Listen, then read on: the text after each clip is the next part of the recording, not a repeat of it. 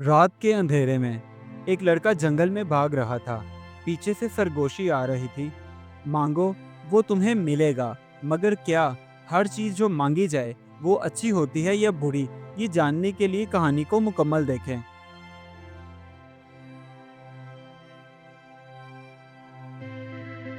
रमीज एक गरीब मगर नेक दिल लड़का था, जो हर किसी की मदद करता, और वो अपनी माँ के साथ एक छोटी सी झोंपड़ी में रहता था।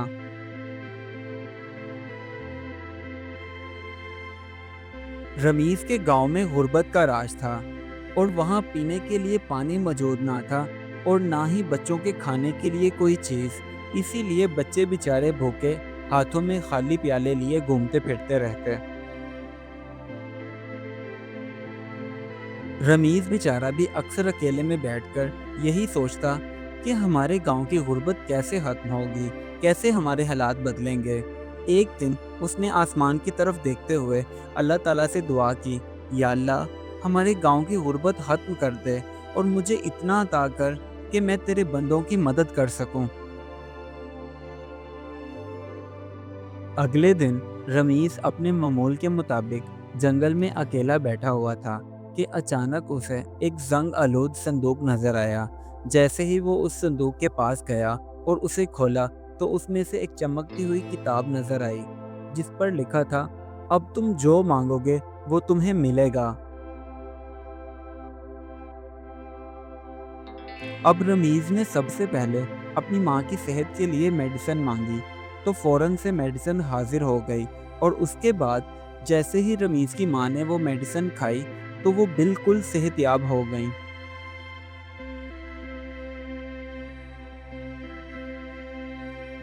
उसके बाद रमीज ने गांव वालों के लिए पानी, हरी भरी फसलें और रोजगार मांगा। जब सब कुछ मिल गया, तो गांव वाले जश्न मनाने लगे। अब रमीज सब गांव वालों की नज़र में हीरो बन चुका था।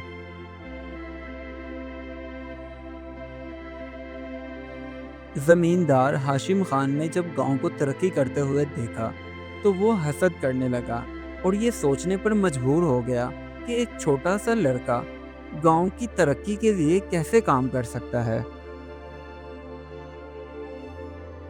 एक दिन चमकती हुई किताब को देखते हुए रमीज के दिल में ये लालच पैदा हुआ कि मैं जो मांगता हूँ मुझे मिल जाता है, तो ऐसा ना करूँ कि मैं सोना मांग लूँ ताकि सब कुछ आसान हो जाए। ये सोचकर उसने किताब खोली और सोना मांग लिया।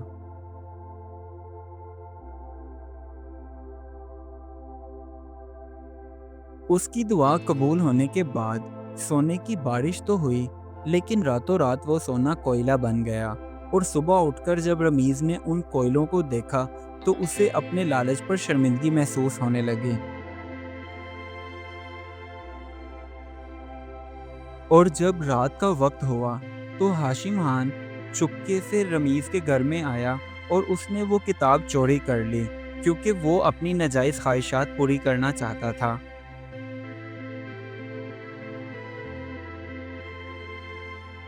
जब हाशिम खान ने उस किताब से अपनी उल्टी पुल्टी ख्वाहिशात को पूरा करने को कहा, तो उसका बना हुआ महल गिर गया, और फसलें खुश्क होने लगीं, और उसके सारे मवेशी भी भाग गए।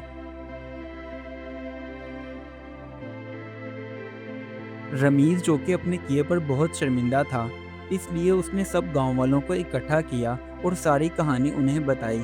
तो गांव वालों ने उसे माफ़ कर दिया, और ये कहा, अगर किताब नहीं है तो क्या हुआ, अल्लाह ने चाहा तो फिर से सब ठीक हो जाएगा। उस दिन के बाद रमीज ने सच्ची तौबा कर ली कि वो अब कभी भी लालच नहीं करेगा। तो वो जादुई किताब उसके पास दोबारा से आई, लेकिन उसके पेज खाली थे, क्योंकि रमीज खुद अब मेहनत का एक खजाना बन चुका था। अभी चंद ही महीने गुजरे थे कि गांव में फिर से हरी भरी फसलें उगने लगीं।